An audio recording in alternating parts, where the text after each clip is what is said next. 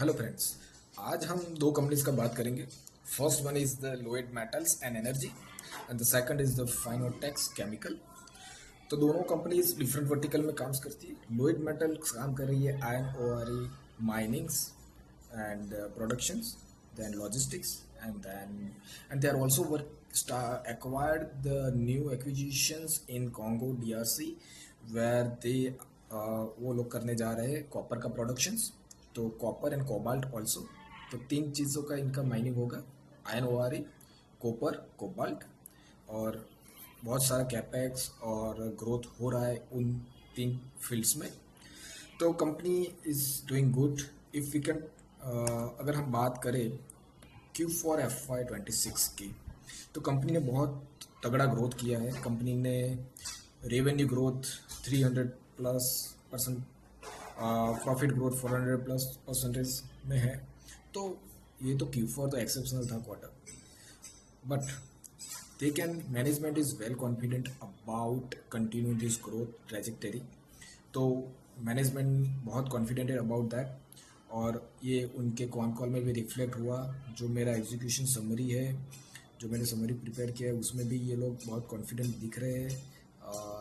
अगर हम बात करें तो जो राजेश गुप्ता है, जो MD है लोएड के, तो वो बहुत कॉन्फिडेंट है एग्जीक्यूशन के बारे में कि जो जो स्केल अप आ रहा है वो सूरजगढ़, जो वहाँ पे उनका साइट है इन गढ़चिरौली में, वहाँ से उनका स्केल अप होगा। स्लरी पाइपलाइन, सो लॉजिस्टिक उनके लिए बहुत चैलेंजिंग थिंग्स है क्योंकि ये हैवी मटेरियल्स है। तो through the trucks and that all the cost would comes up. तो अभी क्या कर रहे हैं, तो स्लरी पाइपलाइन उन्होंने बहुत डाला है। तो 185 किलोमीटर स्लरी पाइपलाइन उन्होंने ओवरऑल डाला है।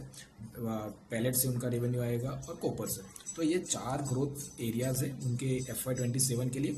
और FY 27 में उन्होंने गाइडेंस दिया है 26 मैट्रिक टन आयरन ओआरई प्रोडक्शन का, और ये जो उनके कस्टमर को सप्लाईज करेंगे थ्रू द स्लरी पाइपलाइंस। सो उससे उनका लॉजिस्टिक कॉस्ट भी बहुत कम हो जाएगा। उन्होंने बहुत हैवी टारगेट दिया है लॉजिस्टिक कॉस्ट को रिड्यूस करने के लिए। तो ये कंपनी को हम वॉच कर सकते हैं फॉर FY 27। इनके बहुत हाई टारगेट है ग्रोथ के, और ये सर्टेन फील्ड से, वहाँ से पैलेट से इनका ग्रोथ आएगा, आयरन ओआरई प्रोडक्शन से, और डिस्पेस का भी उनका टारगेट है जो वो लोग थ्रू द स्लरी पाइपलाइंस करेंगे। आयरन ये वायर रोड में ये कैपेक्स कर रहे हैं कि जैसे ओआरई को आगे प्रोसेस करके जो फर्दर एंड प्रोडक्ट भी बनाने के लिए भी ये लोग एक्सपेंशन कर रहे हैं। और इनका कॉस्ट सेविंग आएगा, बहुत अच्छा टारगेट है कॉस्ट सेविंग। और cost saving majorly they are targeting through the logistic. तो इनका मेन प्रॉब्लम है not mining, marketing, logistic is the main problem. वो कैसे ये लोग सॉल्व कर रहे हैं, ये सॉल्व कर रहे हैं थ्रू द स्लरी पाइपलाइंस। तो जो pipelines through the pass the ore, तो उससे उनका लॉजिस्टिक कॉस्ट पर टन बहुत कम हो रहा है। तो कहीं पे इन लोगों ने मेंशन भी किया था, देखिए यहाँ पे 195 किलोमीटर का स्लरी पाइपलाइन उनका प्रोग्राम है चंद्रपुर स्टॉक यार्ड। सो जो स्टॉक यार्ड में जाए फॉर रेल एक्सेस, तो क्या होगा, स्लरी पाइपलाइन से उनका जो माइनिंग करेंगे उस थ्रू द स्लरी पाइपलाइन के द्वारा वो चंद्रपुर स्टॉक यार्ड में आएगा। वहाँ से उनका रेल एक्सेस है, तो वहाँ से वो रेल में लोड होके वो सीधा चला जाएगा फॉर द स्टील कंपनीज के लिए। तो वही एक है। एंड ये इंटरनेशनल अपॉर्चुनिटी जो हम बात कर रहे हैं, माइनिंग स्टेक एक्सप्लोरेशन, तो यहाँ पे जो वो लोग पपुआ न्यू गुयाना में माइनिंग का एक्सप्लोरेशन कर रहे हैं। और DRC copper primary and cobalt, ये जो इन द अफ्रीकन बेल्ट ये लोग ट्राई कर रहे हैं, वहाँ से ये माइनिंग और कॉपर कोबाल्ट और इसके लिए। तो एक वही ग्रोथ है। अगर वो स्टोरीज वेल टर्न आउट होती है तो भी उनके लिए बहुत अच्छा वर्क होगा उसमें। फंडामेंटल परफेक्ट है। OPM growth, revenue growth, profit growth, वो सब उस सब में पर्टिकुलरली चल रहा है कंपनीज का बेटर। अगर बेस रेवेन्यू कैलकुलेट करें कि FY 27 के लिए, तो ये 22,000 से 24,000 का वो टारगेट करें। लेट्स सी कि FY 26 में कितना था। देखो ये 13,000 करोड़, अभी ये 13,000 करोड़ का ये रेवेन्यू है। अगर हाँ ये लोग 22,000 का करें तो 10,000 करोड़ का इसमें addition at least they are same. और प्रॉफिट 5,000 से 5,500 करोड़। तो ये जो अभी है ये प्रॉफिट तो ये कैलकुलेशन के हिसाब से इनका फॉरवर्ड पी आ रहा है कि 18 से 20 का फॉरवर्ड पी आ रहा है, तो ये रीजनेबल वैल्यूएशन है। और इनका मेजर ग्रोथ है पाइपलाइन से, पैलेट से, वायर रोड, जो ये आउटकम से बनाएंगे वो मीन्स इनके पास रॉ मटेरियल तो है आयरन वायर की खुद का, उससे वो आगे बनाएंगे। प्राइस स्टेबल है तो वही है। और ये लॉजिस्टिक यहाँ पे देखिए, ये लॉजिस्टिक कॉस्ट यहाँ पे ये लोग कम करेंगे थ्रू द स्लरी पाइपलाइन। तो ओवरऑल गुड कंपनी, तो हम इसको देख सकते हैं और इस पर फर्दर आर एंड रिसर्च कर सकते हैं और ट्राई टू अंडरस्टैंड कि इनका ग्रोथ कहाँ से आ रहा है, क्या बिजनेस कर रहा है। तो ये सारी चीज़ें जो मैंने बताई उसके अकॉर्डिंग तो ये सेंटिमेंट इसका प्रॉपर आ रहा है। तो let's C and track this company. तो आप और भी आगे स्टडी कीजिए इसको। So next company is that Finotex. So Finotex is also working in the this is the chemical company basically, but इनमें कुछ इंटरेस्टिंग हो रहा है इस कंपनी में, बिकॉज अभी तक ये कंपनी बहुत फेम में नहीं थी, बट ये जो अभी लेटेस्ट क्वार्टर का उनका कॉल हुआ है उसमें कंपनीज के जो मैनेजमेंट है वो बहुत बुलिश है अपने फर्दर ग्रोथ के लिए। तो वो लोग क्या बोल रहे हैं कि ये जो मेरा मार्च 2026 का जो रिजल्ट आया है ये बेस लाइन है। तो ये उन्होंने बहुत मल्टीपल टाइम बोला है कि this is the base line. तो अभी ये जो बेस लाइन है उससे उनका आगे ही जाने वाला है ग्रोथ, तो वहाँ से उनको ग्रोथ आने ही वाला है। But the problem here is that कि ओपीएम उनका 14% है, तो ऑपरेटिंग मार्जिन बहुत कम है। तो वही एक रिस्क है इसमें। अदरवाइज कंपनी का मैनेजमेंट का जो कॉन्फिडेंस है उससे तो very very very good confidence. But यहाँ पे देखना यही है कि ये स्टोरी आगे टर्न अराउंड हो रही है।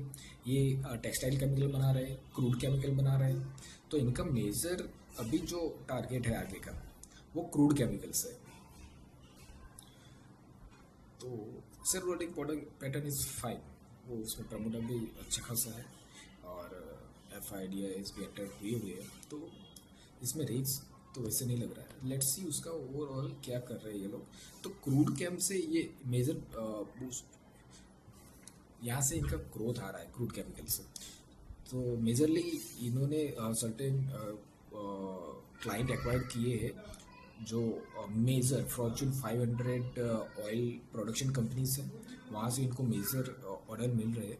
इनका $200 मिलियन का जो एक ऑर्डर है वहाँ से ही इनका ग्रोथ का मेजर टारगेट है, और वो ऑर्डर ये लोग बहुत जल्दी ख़त्म करने वाले हैं। और वो रिपीटेड ऑर्डर आता है, तो वो एंड टू एंड ऑर्डर है, लाइक ऐसा नहीं प्रोडक्शन करके दे दिया, वो एंड टू एंड डिलीवरी करते हैं, एंड टू एंड सर्विस देते हैं, तो वो सर्विस भी उसके साथ इंक्लूडेड है। तो ये बहुत अच्छा एक नया स्टोरी बन रहा है। चाइना +1 तो वो तो बहुत साल से हम सुन रहा है, अभी 3-4 ईयर से। बट ये टेक्सटाइल में काम कर रही है, एफएमसीजी में, बट नाउ देन ये ग्रोथ स्टोरी यहाँ से है, north American oil field chemicals. इन्होंने जो कंपनी एक्वायर्ड की है ये है क्रूड कैम करके एक कंपनीज है, उसको एक्वायर किया है, और वही कंपनी से इनका सारा ग्रोथ आ रहा है। तो ये वाला क्रूड कैम एक्विजिशन, यही कंपनी से उनका ग्रोथ आ रहा है। वो management target 200 million oil field revenue before, तो ये इतना रेवेन्यू का टारगेट है इनका FY28 से।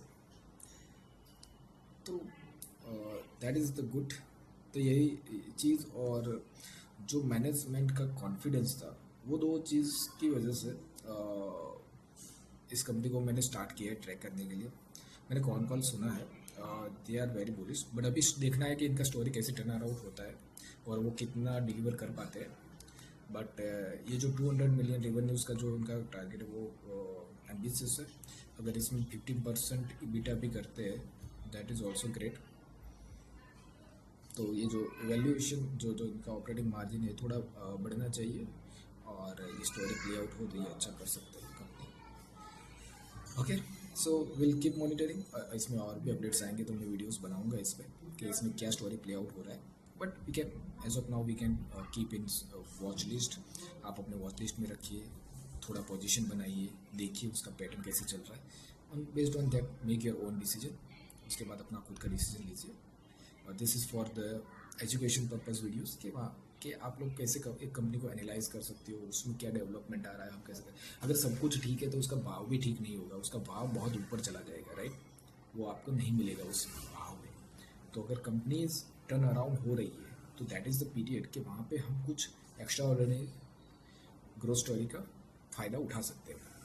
तो let's see how this two will turn around. इस दो स्टोरीज में कैसे हमें आगे नेक्स्ट क्वार्टर में भी हम अगेन रिव्यू करेंगे, उसमें भी क्या होता है कि हमने जो अभी डिस्कस किया है और उस क्वार्टर का भी कंपैरिजन करेंगे कि कैसे जा रहा है। Okay, thank you, good day.